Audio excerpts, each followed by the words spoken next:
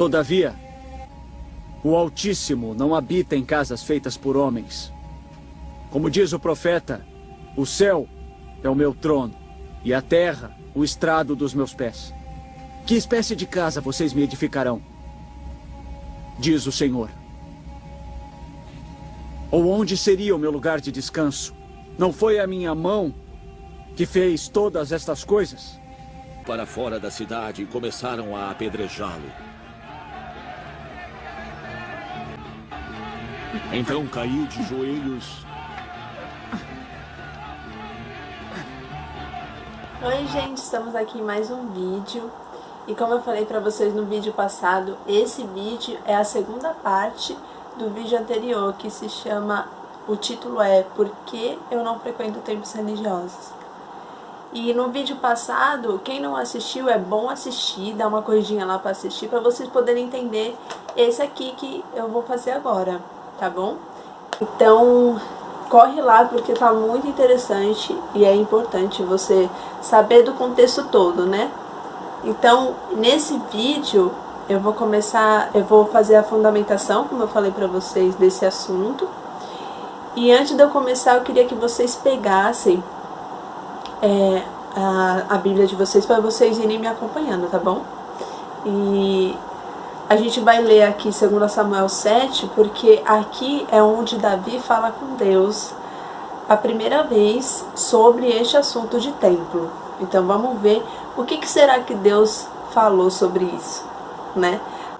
Mas a ideia não foi dele, era uma ideia pagã, porque naquela época já tinha templos. Salomão não foi o primeiro a construir, né? Então, isso tá lá no primeiro vídeo, gente. Então, quem não assistiu é bom assistir. E então aqui ele fala o texto original do que ele está falando, qual foi a resposta de Deus para isso. Então vamos lá. 2 Samuel 7, gente.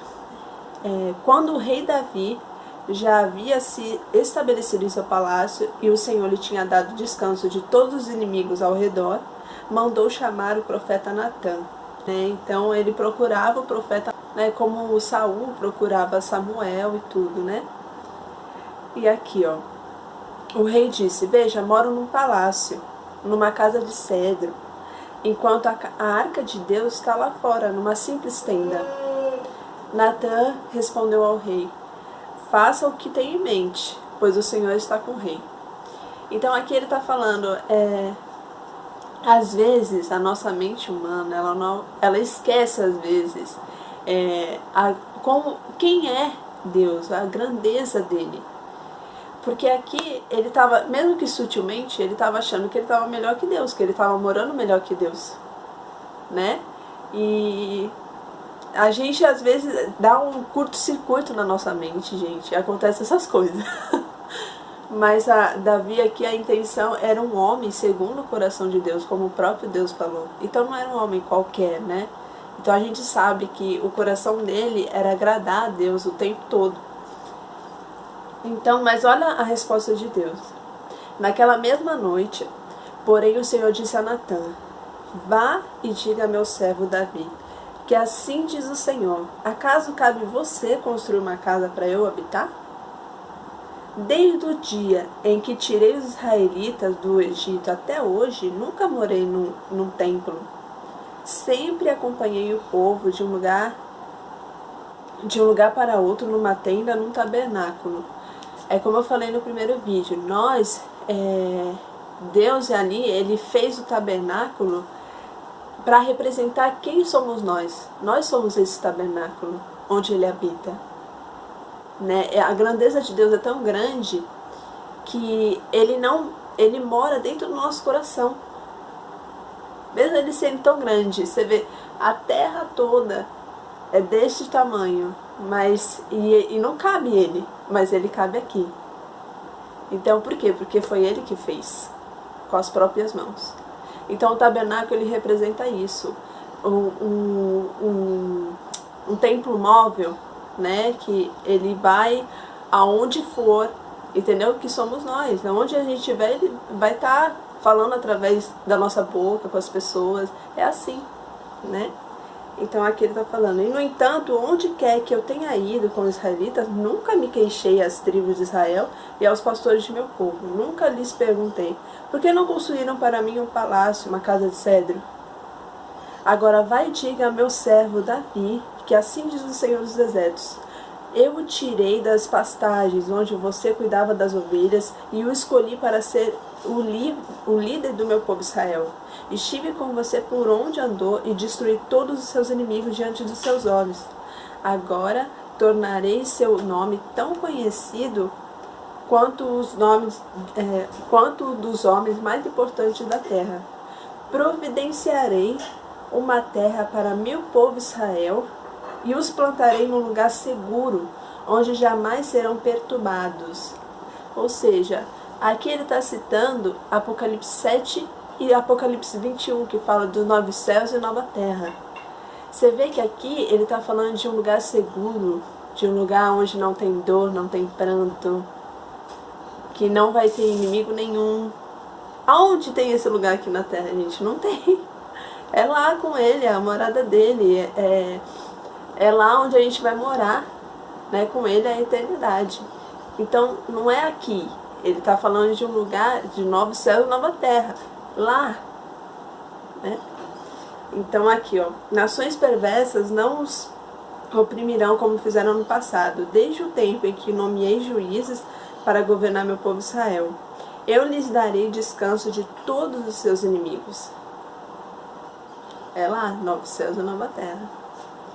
Aí ele fala assim, ó: além disso, o Senhor declara que fará uma casa para você, uma dinastia real.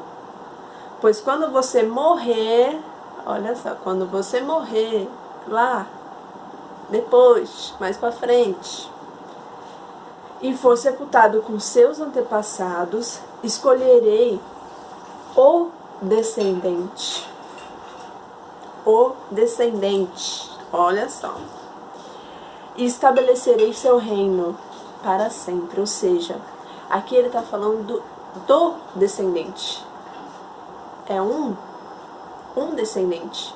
É o mesmo descendente que fala em Gênesis 3,15, Gálatas 3,16, que está falando do descendente. Ali em Gênesis está falando para Satanás, né? Vai vir o descendente que vai esmagar a sua cabeça. Você vai ferir o calcanhar e ele vai esmagar a sua cabeça. Quem é que fez isso, gente? Jesus. Gálatas 3,16 também está falando descendente. Então você vê que aqui não está falando de pessoas, é um reino eterno. Salomão era imortal, gente? Não era. Né? Então você vê como é importante a gente sempre tá lendo, tá buscando, para a gente poder entender, porque o Espírito Santo está revelando para a gente a palavra dele. É maravilhoso, né? Então aqui, ele continua aqui, ó. Ele é que vai construir um templo para mim. E eu estabelecerei seu trono para sempre. E eu serei seu pai e ele será meu filho. Ou seja, aqui naquela época, Deus não tinha filhos. Porque Jesus ainda não tinha morrido por nós, né? E como fala em João ali no capítulo 1 de João, ele está falando que Jesus, ele nos deu, quem crê em Jesus, recebeu o direito de se tornar filho de Deus.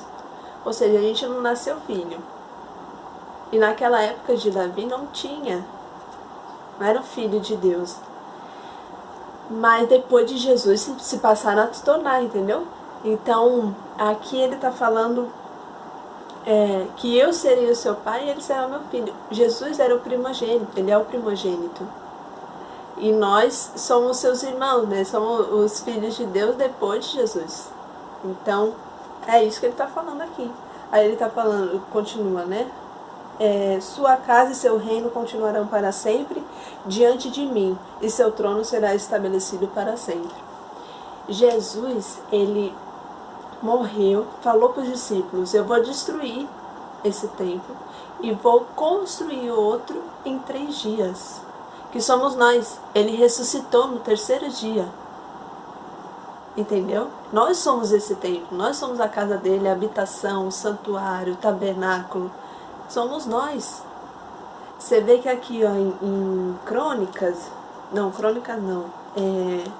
Isaías 66, se vocês puderem acompanhar aí comigo, capítulo 1 e 2, versículo 1 e 2, ele está falando: assim diz o Senhor, o céu é o meu trono, e a terra é o suporte de meus pés. Acaso construirão para mim um templo tão bom assim? Que lugar de descanso poderiam me fazer? Minhas mãos criaram os céus e a terra. Eles e tudo que neles há são meus. Então, aqui ele está falando bem claro. Não tem nada, ninguém que possa construir uma coisa para ele. Ele mora dentro de nós porque ele criou. Entendeu? Olha que lindo isso, né?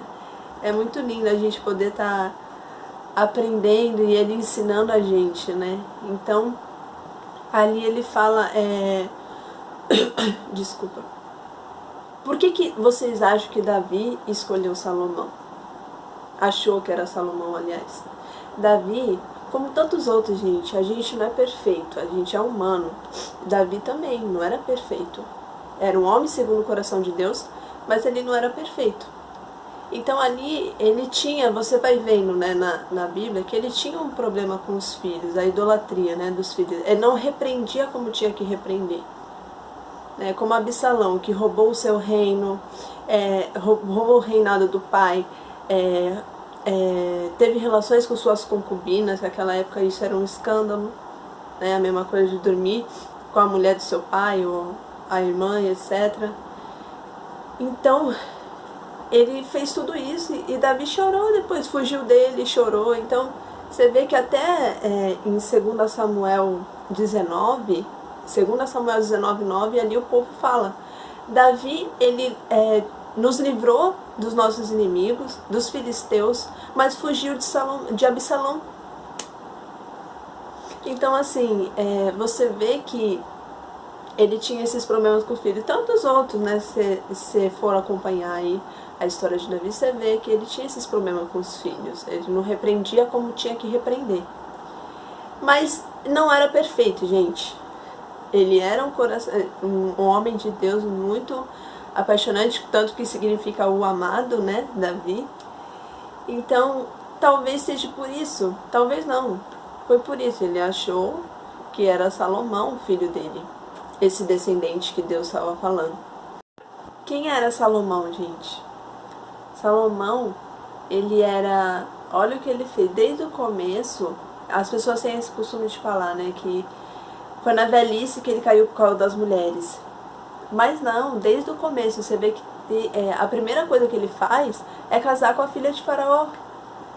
Sendo que Deus proibiu o casamento entre estrangeiros. E por que Deus fez essa proibição? Você vê que no Antigo Testamento, no Velho Testamento, lá o povo era exclusivo de Deus. Só Israel conhecia Deus. E as outras nações eram enganadas, escravizadas pelo diabo, por Satanás. Então, quando Jesus subiu aos céus, foi glorificado, em Apocalipse 5 está falando, ele expulsou o diabo de lá.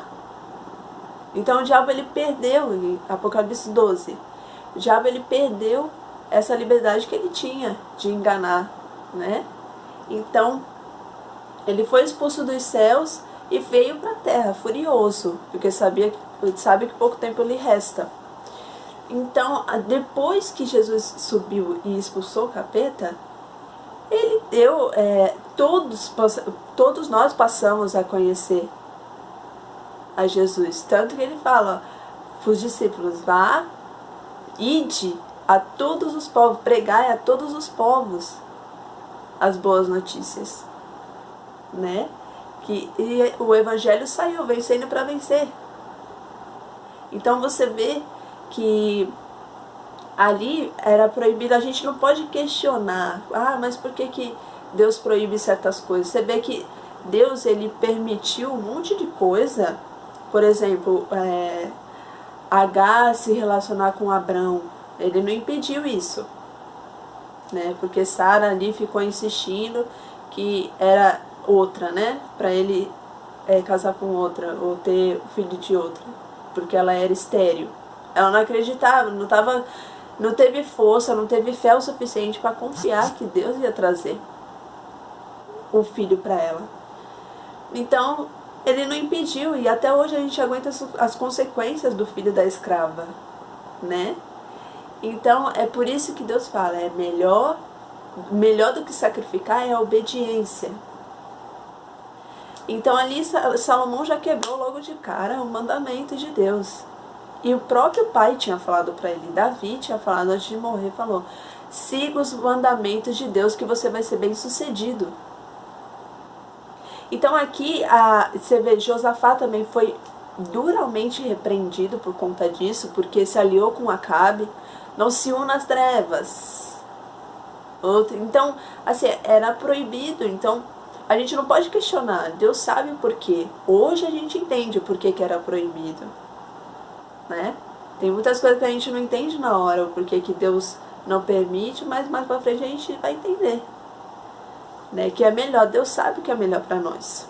E também o objetivo aqui desse vídeo também não é para falar sobre Salomão, mas é para mostrar que Deus não pediu que ninguém construísse templo nenhum, nem Salomão, nem ninguém. Nós somos o templo dele, a morada dele, né? E em 2 Crônicas 7, Deus fala ali, né, para Salomão, ó, se o povo se humilhar, orar, buscar minha face, eu vou atender aí a oração que foi feita. Mas se não fizerem isso, não vai ficar pedra sobre pedra que não seja derrubada. Ou seja, ele põe uma condição ali. O povo seguiu essa condição? A gente seguiu essa condição? Não. Então foi destruído. Você vê que ele permitiu, ele falou que ia escutar ali a oração por causa da Arca da Aliança, que ele tinha esse compromisso com os patriarcas, né? E a Arca da Aliança estava dentro ali do templo que ele construiu, Salomão, né? Mas ele falou, ó, se não seguir, esquece. Então, às vezes ele permite essas coisas, como eu falei de Sara, né? E tantos outros exemplos. Ele permite para ensinar a gente, né? Para a gente ver com nossos próprios olhos que não é isso. Então, assim, ele não... os religiosos, como a maçonaria, como o satanismo também. Salomão é idolatrado. Por que isso? Não é esquisito? Ele se aliou com o Irã, que era rei de Tiro, que na Bíblia ele era uma personificação de Satanás, né? Então, e os dois são idolatrados na maçonaria. Então são muitos indícios assim, gente, que mostra que não era isso a vontade de Deus. Deus nunca pediu que construísse templo nenhum, né? Então é muito importante a gente falar. Ele não, Salomão, ele não falava com Deus através dos profetas, como Davi falava com Natã, Saul com Samuel. Ele falava através de sonhos. Então, sacrificava em altos pagãos, onde lugar que não era para ser sacrificado, casou com mais 1000 mulheres estrangeiras, e para cada uma ele construiu o templo do deus delas lá, ou seja, era politeísta, adorava todos os deuses, mas foi uma coisa atrás da outra que ele fez. Então, ele dividiu o reino também, né? Então são muitos indícios que mostram que não era ele escolhido, é Jesus, né? Como fala ali, o livro de Crônicas, Reis, eles foram escritos depois de 2 Samuel 7. 2 Samuel 7, Davi estava vivo ainda. Em Reis e Crônicas, não.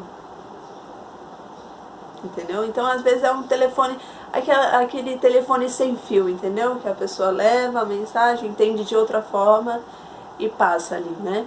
Então, e também Estevão, ele morreu citando as palavras de 2 Samuel 7, falando para o povo, Deus não habita em templos feitos por mãos humanas. E ele foi morto apedrejado até a morte por conta dessas palavras. Então você vê que é uma fortaleza construída na mente, na nossa mente, que para quebrar isso é só Deus. Então eu peço isso, que o Espírito Santo revele para vocês cada palavra, como me revelou, né? E eu creio que ele vai fazer isso, porque é hora de ouvir, né? Então eu espero que vocês tenham gostado desse vídeo. E o próximo vídeo eu vou falar sobre os religiosos, o que acontece quando a gente entra dentro desses templos que Deus não habita, né? Então vai ser muito interessante também. E é a última parte, então um beijo e até o próximo vídeo, gente. Tchau, tchau. Es el agua que al ver nunca más tendremos sed. Jesucristo basta, Jesucristo basta.